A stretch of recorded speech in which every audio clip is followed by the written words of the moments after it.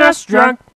Hi there, let's all take a moment to indulge in the internet's favorite pastime, complaining about how hard video games used to be. So I've made a list of what I consider the 13 hardest Super Nintendo games. Why 13? I don't know, I just like uneven numbers. I'm sure there's a ton of games out there that I won't be mentioning that I am no doubt deliberately leaving off this list just to make you mad. No, in all seriousness, if there's a game you think that deserves to be on here, leave a comment below and explain why. One other thing, no broken, unplayable gameplay. These games have to actually be playable and beatable. And yeah, I'm actually gonna do the internet clickbait thing by doing an actual list. 13. Donkey Kong Country 3. All I gotta do is mention one level, Lightning Lookout. There are pseudo-random lightning strikes that are practically instantaneous and almost impossible to dodge. And if you're in the water when the lightning strikes, you're dead. And that's just getting started. There's Poisonous Pipeline, which flips your controls, or Swoopy Salvo, where you have to fly up these trees as that damn parrot. I could go on, but I really want to stress how brutal Lightning Lookout is. I guess if anything, it taught me to stay out of the water during a thunderstorm. 12. Castlevania Dracula X, the spiritual successor to Castlevania 3 for NES, in terms of gameplay anyway. Super Castlevania 4 was a bit easier because Simon had a lot more functionality, but Richter in Dracula X is back to just whipping in two directions, and as a result, this game returns to its NES roots in terms of difficulty. The final boss fight against Dracula is laughable. I have no chance here. Come on! Anyway, the Super Nintendo version may not be the best port, but if you're looking for a challenge, Dracula X delivers in spades. 11.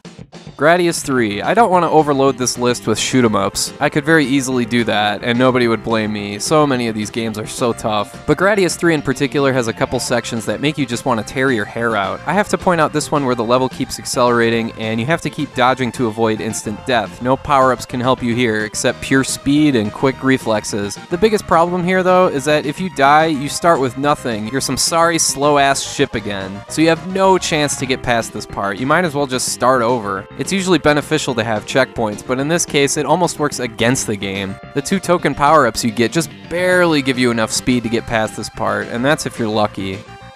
10.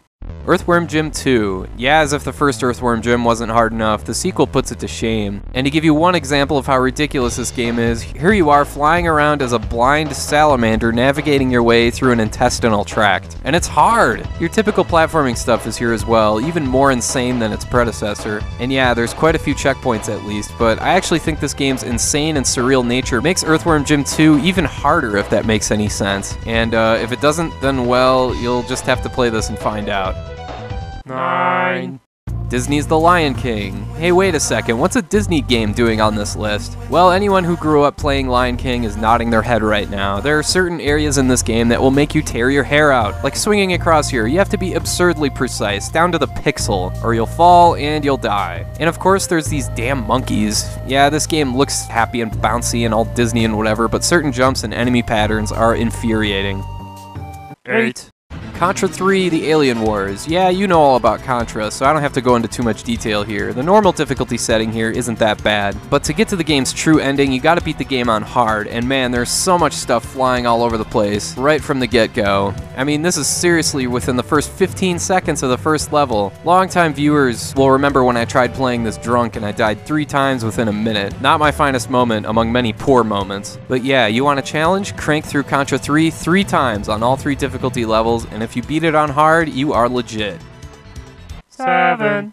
Battletoads and Battlemaniacs, the only beat 'em up on this list, but hey, you gotta have Battletoads featured in a video like this, it just wouldn't be right otherwise. Anyway, this is almost the exact same kind of difficulty you'd expect from this franchise, with 2 continues, no passwords, and that's it. And of course, there's the Turtle Tunnel, just brutal. And the snake level that demands perfect placement with your jumping. And this part where you avoid the spikes, yeah, this is Battletoads alright. 6.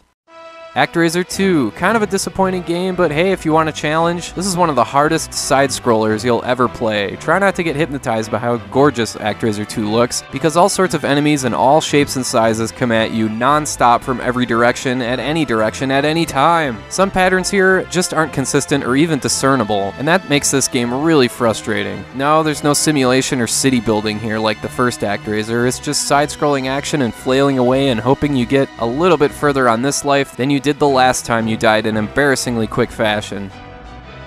5. Super R-Type. Here again we have your classic horizontal shoot 'em up experience. Die and lose all your weapons, but unlike Gradius 3, there's no checkpoints anywhere. You have to start all the way back at the beginning. Again, the hardest thing about losing everything is losing your speed, especially if you're further into the game. Everything is so much faster than you that you're better off just starting over. So yeah, the same problems as Gradius 3, but in this instance, you start at the beginning of every long-ass level. That is ridiculous. But that leads me to 4. R-Type 3. This is a much better game than Super R-Type because there are actual checkpoints here, but the enemy design and the level layouts make the difficulty more organic and old-fashioned. This game is just plain tough. The test here isn't just on your patience as you die and die some more, like with Super R-Type, it's with your reflexes, reaction time, and hand-eye coordination. This is my pick for the hardest shoot-'em-up on the Super Nintendo, and not because of the stupid reasons like Super R-Type, because R-Type 3 is very simple. Just survive as long as you can. That's easy enough, right? Yeah.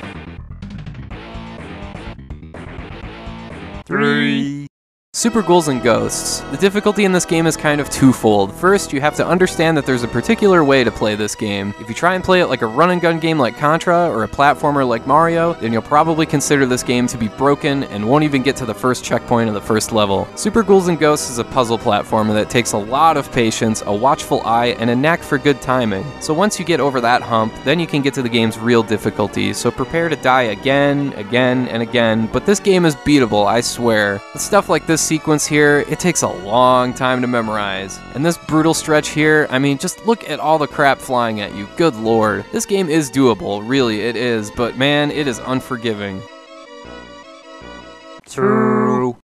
The Super Star Wars games. Yes, I'm including all 3 here because they're all insane. I don't understand why these games bother labeling their difficulty levels because even on easy, the Super Star Wars games are just wow. To me, these games are even more frustrating because you do see that you eventually get to play as Chewbacca and Han Solo, and I just want to get even that far. What's funny is that even with cheat codes like invincibility and unlimited health, these games are still frickin' impossible. If I had to pick one, the hardest of the 3 is probably Empire Strikes Back. And the Darth Vader battle is just laughable. I mean, what am I supposed to do here?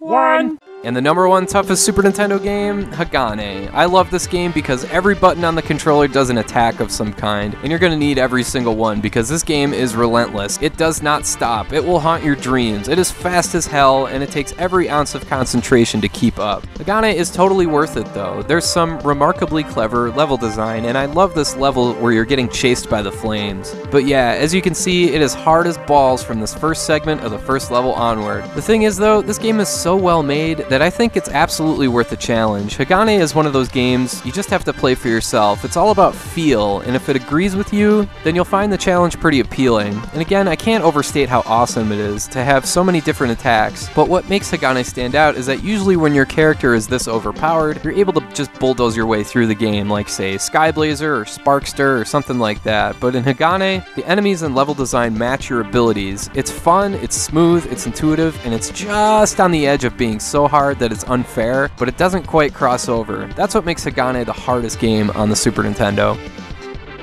Alright, that's all for now. Thanks for watching, and have a great rest of your day.